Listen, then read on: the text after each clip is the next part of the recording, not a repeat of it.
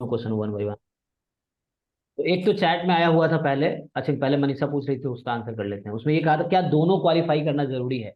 दोनों तो नहीं है ना, मतलब। नहीं, दोनों तो नहीं है, कोई एक भी चलेगा, दोनों हाँ। क्या जरूरत है। So you can take admission through GATE score और through JRF score. Actually JRF और गेट क्या है? जो बच्चा बाहर से आ रहा है, जो नॉन आईआईटीएन है, तो उसको फेलोशिप चाहिए ना कहीं से। तो गेट स्कोर आपको फेलोशिप दिलवाएगा, जेआरएफ स्कोर आपको फेलोशिप दिलवाएगा। ये चीज है।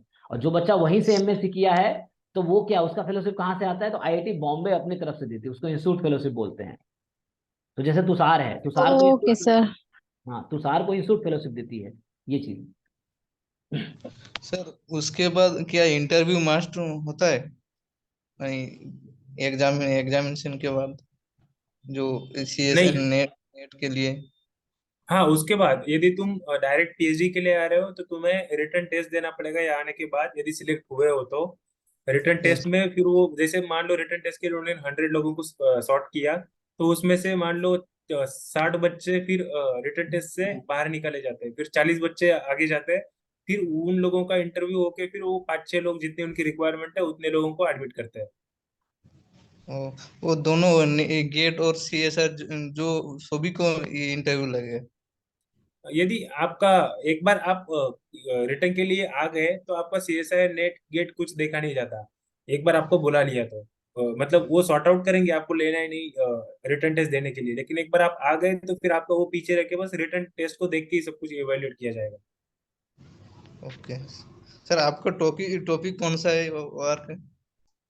मेरा अभी टॉपिक है game theory, reinforcement learning and queuing theory. Okay.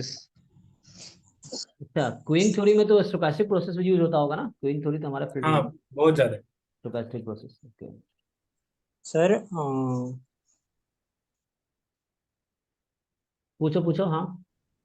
हाँ सर, ये ओआर और स्टैट्स के बीच में मतलब अप्लाइड स्टैटिस्टिक और ओआर के बीच में मतलब कि इसमें दोनों में मतलब कि डिफरेंस क्या है? मतलब कि ज़्यादा मतलब प्लेसमेंट के अकॉर्डिंगली या रिसर्च के अकॉर्डिंगली मतलब फ्यूचर के जो प्रोस्पेक्टिव फ्यूचर के लिए कौन सा अच्छा है? वो सारी चीजें तुम्हारे इंटरेस्ट पे डिपेंड करती है। अभी जैसे पहले बताया मैंने, तो ऑपरेशन रिसर्च में ये तीनों चीजें आती है, जैसे मैथ्स भी आता है, स्टैटिस्टिक्स भी आता है, कंप्यूटर साइंस भी आता है। और स्टैटिस्टिक्स एक थोड़ा प्योर स्टैटिस्टिकल बेस्ड होता है, उसमें थोड़ा स्टैटिस्टिक्स और थोड़ा बहुत कंप्यूटर साइंस होता है जो डाटा साइंस के लिए लगता है। तो यदि आप लोग थियोरेटिकल में इंटरेस्टेड हो तो एएसआई में एडमिशन ले सकते हो, और यदि आप थोड़ा उसके एप्लीकेशन में भी इंटरेस्टेड हो तो ऑपरेशन रिसर्च में ले सकते हो। तो आपके ऊपर चॉइस डिपेंड है कि आपको आगे क्या करना है।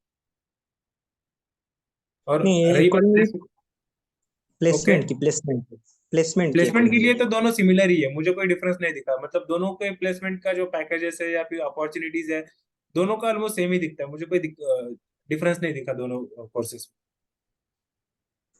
अच्छा। और सर, एमएससी के बाद अगर प्लेसमेंट लेना अच्छा है या पीएचडी के बाद मतलब कि दोनों चीज में ओआर में एमएससी के बाद हाँ, प्लेसमेंट अगर कोई लेता है मतलब वो ज्यादा ग्रो करेगा या पीएचडी के बाद?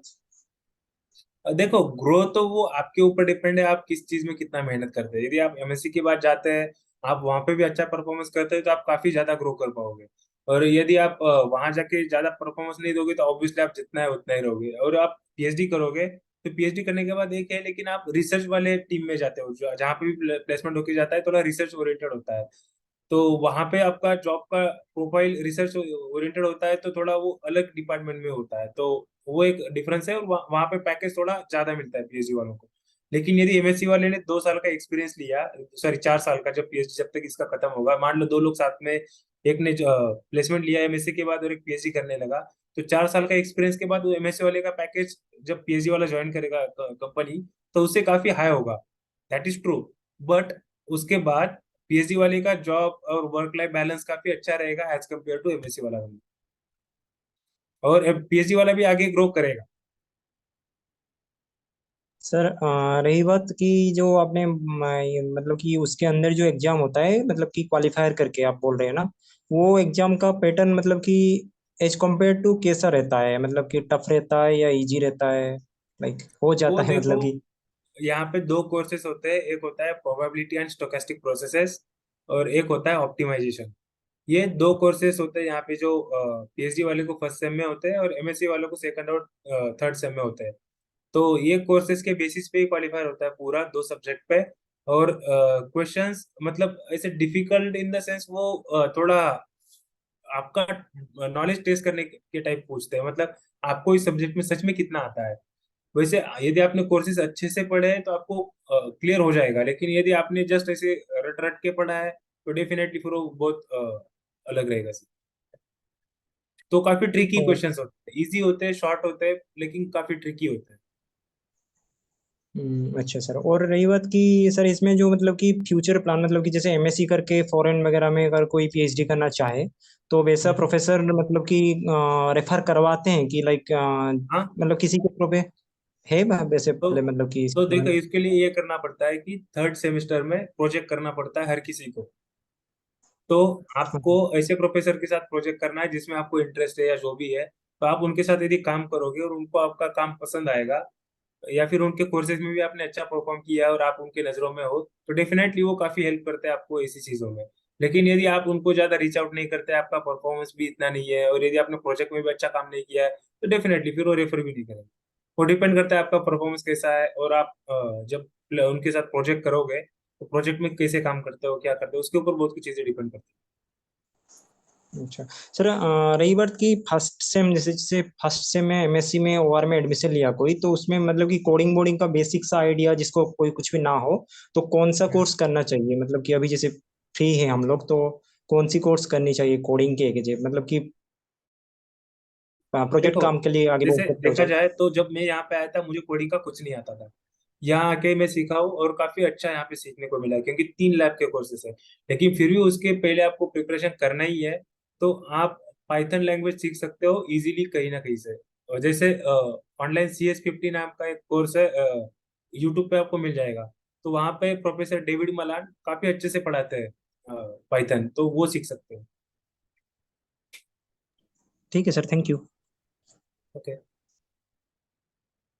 ठीक है, आई थिंक मेरा सुपरवाइजर का फोन आ गया, मुझे जाना पड़ेगा। तो संडे को सर बुला लिया, तो मैं करता हूँ एक काम, मैं एक बार बता दूँ शॉर्ट में। जो पीएचडी कैंडिडेट है, नेट गेट मिनिमम रिक्वायरमेंट है अप्लाई करने के लिए बाहर से, ठीक है ना। उसके बाद आपका जो नॉर्मल प्रोसीजर है वो होगा।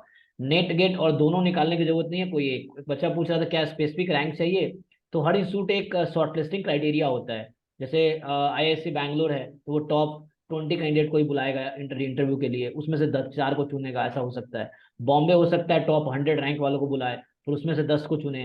तो उस तरह प्रोसीजर है, पहले आप एलिमिनेट हो जाओगे, नेट गेट क्वालिफाइड है तो उस बेसिस पे शॉर्टलिस्ट होगा, शॉर्टलिस्ट हुए रिटर्न लेंगे, वहां पे फिर शॉर्टलिस्ट होगा, इंटरव्यू होगा, वहां पे फिर शॉर्टलिस्ट होकर एडमिशन होगा। तो ये सब एलिमिनेशन प्रोसेस है पीएचडी का, ठीक है, जो बाहर से अप्लाई कर रहे हैं उनके लिए बता रहा हूँ। बाकी मुझे लगता है और मैं डिस्कशन फ्यूचर में नेक्स्ट टाइम करूंगा। एक चैट में और क्वेश्चन आया था कि ओआर से एमएससी करना बेटर है या मैथमेटिक्स एंड कंप्यूटिंग में एमएससी करना किसी और आईआईटी से बेटर है, क्या हाँ, था? तो हाँ, उसके लिए मैंने वहाँ का भी देखा था कोर्स वर्क। तो जिसको आगे प्लेसमेंट के लिए जाना है उसके लिए दोनों कोर्सेस ही अच्छे हैं। लेकिन आपको यदि इसका ज्यादा फ्लेवर लेना है मशीन लर्निंग का, तो आई वुड से कि ऑपरेशनल रिसर्च इज बेटर। बाकी प्रोफेशनल वहाँ के का लिए भी बेटर, प्लेसमेंट अच्छा है, यहाँ का भी अच्छा है। ओआर बेटर रहेगा, इसका आंसर ये है, क्योंकि मैथमेटिक्स एंड कंप्यूटिंग भी ठीक है, but OR will be better for the job perspective ये। हम्म। और सर डॉक्टरेट के लिए क्या एमएससी ओआर नेसेसरी है या एमएससी स्टैट्स या और एमएससी डेटा साइंस भी एलिजिबल है? सब मैं एलिजिबल। समझा नहीं कुछ। एमएससी किस सब्जेक्ट में रिक्वायरमेंट है, किसी भी सब्जेक्ट में है चलेगा, उसकी कोई रेस्ट्रिक्शन नहीं है। एमएससी हाँ, मैथ्स में लाइक स्टैट्स में ओआर में कोई प्रॉब्लम नहीं है। सर एमएससी डेटा साइंस भी चलेगा या हाँ डेटा चलेगा, साइंस? एमएससी रिलेटेड फील्ड किसी में भी है चलेगा, कोई रेस्ट्रिक्शन नहीं ओके, लगाते ये लोग। Thank you. आई थिंक मुझे यही स्टॉप करना पड़ेगा आज। Thank you Tushar for your time, ऐसे 50 मिनट हो गया। मैं और लंबा थोड़ा डिस्कशन करता, लेकिन सर का फोन आके मुझे जाना पड़ेगा, वरना सर डांट पड़ेगी मुझे। तो अभी के लिए चलो, thank you Tushar and thank you all for joining. अभी फ्यूचर में थैंक यू दोबारा सर। टॉक्स आएंगे, मैं फिर से तुषार को याद करूंगा, और भी लोग हैं आईटी बॉम्बे हमारे दोस्त हैं या स्टूडेंट्स हैं। तो अगले संडे फिर कुछ टॉक रखेंगे, जो क्वेश्चन रह गए होंगे आपको वो नेक्स्ट टाइम डिस्कस करेंगे। अभी के लिए थैंक यू सबको, और थैंक यू तुषार आपको स्पेशली टाइम निकालने के लिए। Thank you. ठीक है, चलो बाय, थैंक यू।